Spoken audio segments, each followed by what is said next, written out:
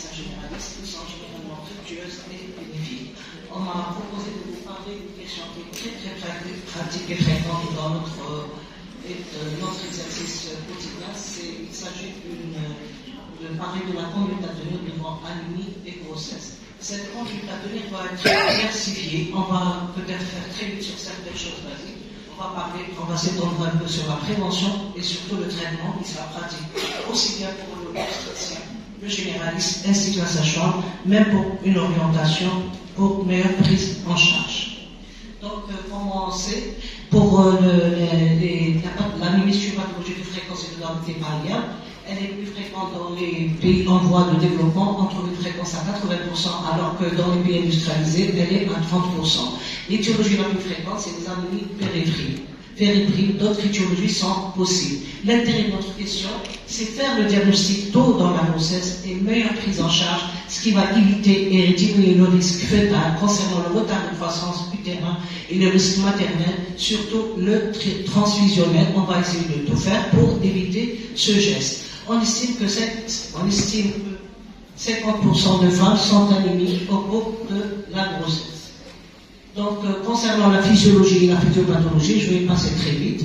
Donc, on sait très bien qu'il y a une hémodilution physiologique durant la grossesse, et cela par augmentation du volume sanguin qui est estimé à 800 ml, ainsi que la masse globulaire qui est estimée à 400 ml. Donc, on a dès le départ une petite anémie physiologique suite à une hémodilution physiologique. Et la carence martiale implique que la quantité totale de fer dans l'organisme est diminuée. La carence martiale évolue en plusieurs étapes et peut aboutir à une anémie microcytaire si le déficit en fer n'est pas corrigé.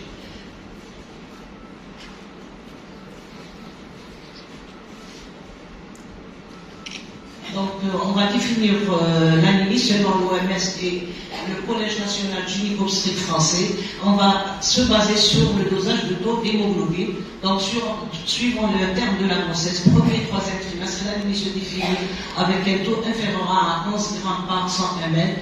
Au deuxième trimestre, donc l'anémie et l'hémoglobine est inférieure à 10 grammes pour 5 grammes par 100 ml, et en postpartum, elle est inférieure à 10 grammes par 100 ml.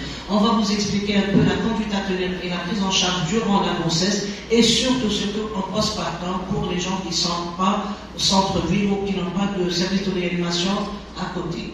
Donc le diagnostic de l'anémie plutôt dans la grossesse, c'est-à-dire qu'il faut le faire au premier trimestre et au 6e mois afin de pouvoir anticiper les attitudes thérapeutiques et éviter ce qu'on vient de dire, les éventuelles transfusions. Ce diagnostic il est très aisé, donc il est déjà orienté cliniquement par l'examen clinique et l'interrogatoire, et il est confirmé par des examens très simples, numération sanguine, formule de numération sanguine et la ferritinémie qui doivent être réalisées systématiquement au premier trimestre et durant le 6e mois. Donc, les différents types d'anémie, on peut avoir l'anémie microcytaire et l'anémie macrocytaire. Je parle beaucoup plus pour la grossesse. Il y a d'autres étiologies et d'autres formes. Donc, durant l'anémie pendant la grossesse, on a le type anémie microcytaire qui est carencé surtout au fer. C'est dû à un apport insuffisant ou bien une insuffisance de réserve maternelle, à savoir les cycles hémorragiques, les hémorragiques stérilisées, les grossesses rapprochées, les types, etc. L'anémie macrocytaire est due à une carence en folate. Quels sont les besoins en fer au cours de la grossesse? On sait très bien que les besoins sont augmentés au cours de la gestation. C'est surtout ces besoins sont importants au deuxième et au troisième trimestre. Une alimentation normalement équilibrée n'apporte que 10 à 15 mg de fer par jour, dont 10 à 30% sont absorbés. Et cette absorption est en fonction de la composition des repas et le taux d'absorption intestinale lié à l'épuisement des réserves. Comme il le montre le cas suivant, donc on constate au niveau pendant le deuxième, troisième trimestre, il y a une augmentation des besoins de fer. On est en train de voir la quantité de fer fœtal, la sérénale de l'ébullition, et au total, on est jusqu'à 1,55 g. Les apports les apports journaliers qui sont laissés chez une femme enceinte, c'est de l'ordre 400 picogrammes de jour, ou bien 0,3 à 0,4 mg de jour. De plus, les formations nécessaires à la synthèse d'hémoglobine stimulées par les apports en fer. Les carences en folate et en fer sont souvent associées et on recommande toujours en cas d'anémie une supplémentation conjointe fer-folate. Et pour vous éclaircir un peu, ces besoins sont 7 notes chez une femme qui est sans antécédent d'une information fœtale. Ces doses, ils sont multipliés par 10. On peut arriver jusqu'à 4-5 mg en cas d'antécédent d'une information neurologique, par exemple spinale ou fœtale. Donc il faut faire attention quand on interroge le malade dans les antécédents. La supplémentation peut être préventive ou thérapeutique. Bien sûr, c'est une femme qui est toujours disposée à faire une anémie. Donc généralement c'est des multipares, grossesse multiple, contre GBR, des grossesses rapprochées, donc la femme n'aura pas le temps de restaurer son stock. Les femmes qui ont des règles abondantes au cycle, ils ont certainement des antécédents pathologiques gastrico-digestifs. Et généralement, c'est l'alimentation déséquilibrée avec les conditions socio-économiques qui sont défavorables. Les signes cliniques, comme on les connaît, c'est les signes cliniques généro-fonctionnels et physiques. Donc, c'est les signes qu'on connaît, c'est pâleur, asthénie, les crampes display, les céphalées, vertiges, acouphènes, les troubles de famille, cheveux et honte. Pourquoi s'intéresse-t-on à l'anémie maternelle? On vient de vous dire qu'il y a une augmentation des besoins en fait liée à la gestation. Mais c'est une répartition qui est inadéquate et insuffisante, que ce soit en quantité ou en qualité. Et on s'intéresse à supplémenter cette femme pour éviter les conséquences sur la mère et le fœtus. On va détailler plus tard. Donc, quand on fait notre travail de départ, on va éviter certaines conséquences sur la mère et le fœtus. Bien sûr, c'est un diagnostic aisé, déjà orienté par la clinique et l'interrogatoire et l'examen.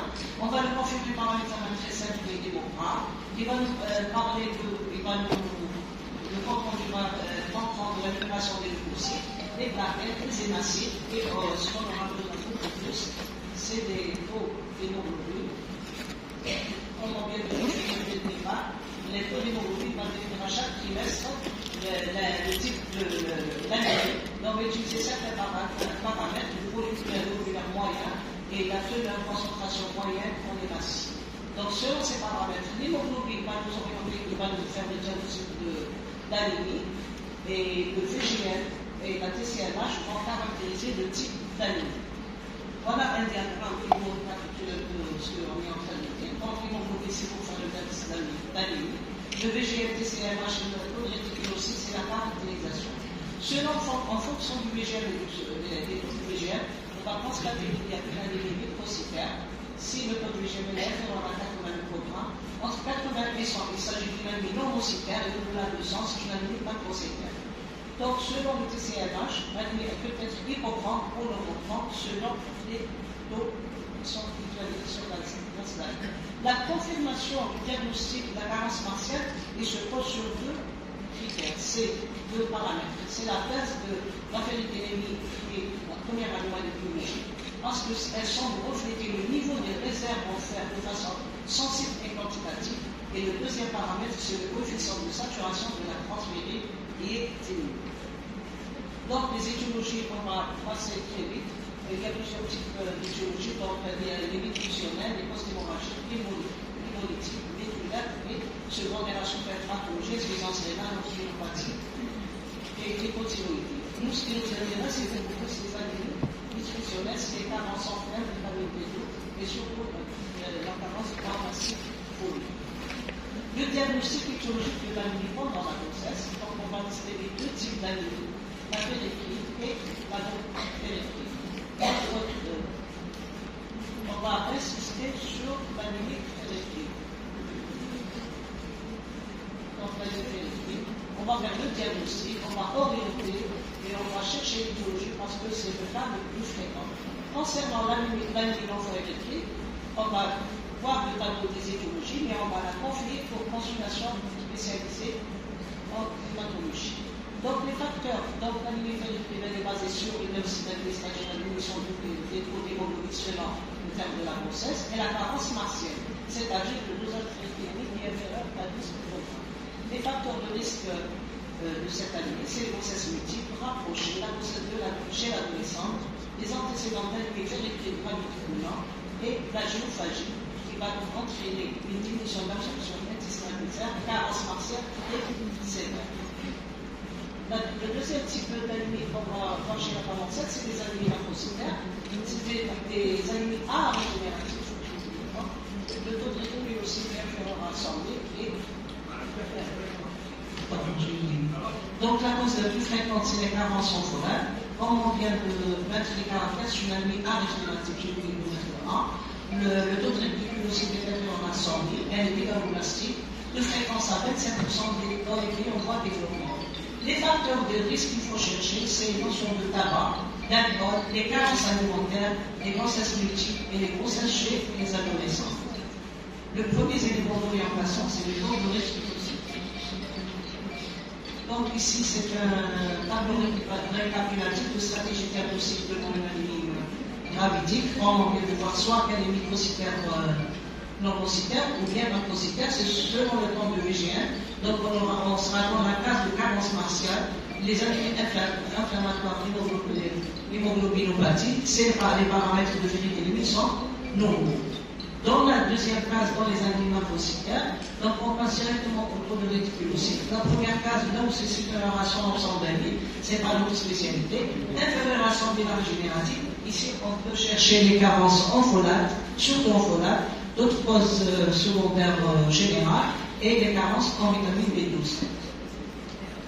Donc les conséquences qu'on vient de citer plus haut, les conséquences de la carence percher la santé de la mère, on sait que le fer intervient dans la synthèse de l'hémoglobine et de nombreux enzymes. Il y a le mécanisme d'oxydation cellulaire. C'est par ce mécanisme, quand le fer est diminué, il va y avoir une fatigabilité, il va y avoir une perturbation des systèmes immunologiques, la maladie sera sujette à des infections, et l'altération des enzymes peut occasionner des atteintes tissulaires multiples, ophaniennes et muqueuses. La carence martiale augmente le nombre de mitoses, la production des globules rouges qui sont plus petits, microcytose, quand le VGN est inférieur à 20 microgrammes, et également moins chargé en hémoglobine hypogramme.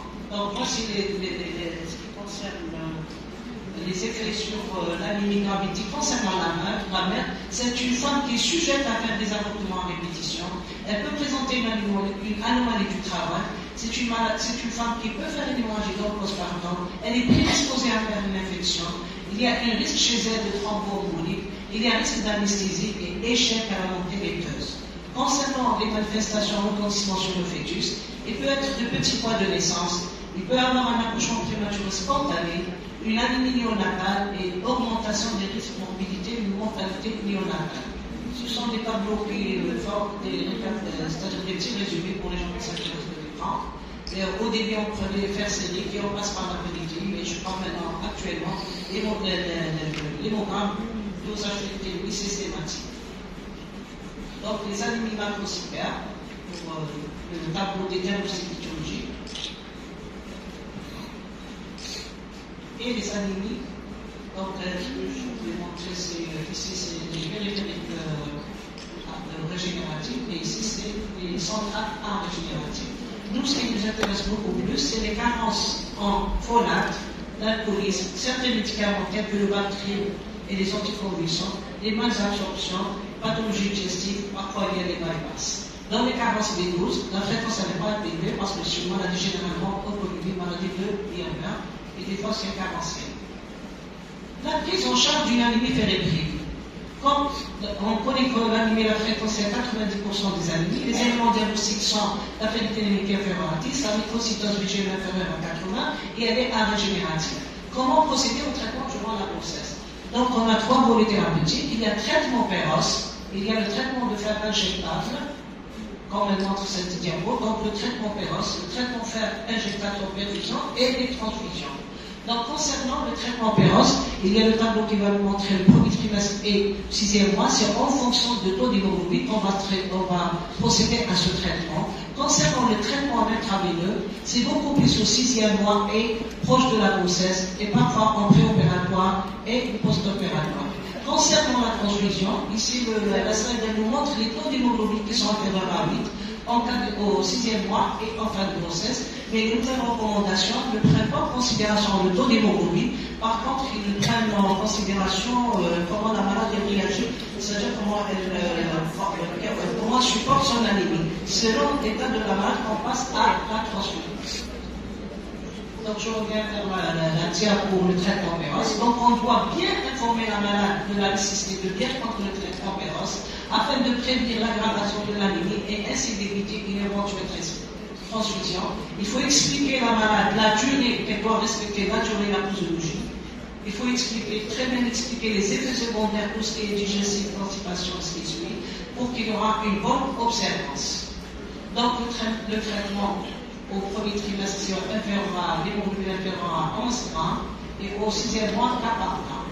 Après le traitement précoce, le front d'opération formée sanguine se fait avec notre réticulocyte à 4 semaines si le traitement précoce, et si le fer était injectable, il se fait 15 jours plus tard. Concernant le traitement injectable, donc il est inscrit dans les anémies ferrites, préopératoires et post-opératoires. Dans les anémies, il est considéré une apparence partielle liée aux maladies inflammatoires chroniques sévères de l'intestin, lorsque le traitement par voie orale n'est pas adapté.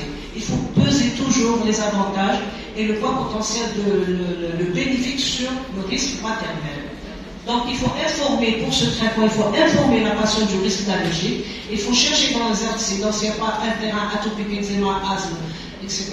Donc il faut expliquer à la malade qu'il y a un risque de choc anaphylactique. Il faut prédisposer du personnel paramédical qui peut gérer les chocs anaphylactiques et peuvent prendre la malade en charge.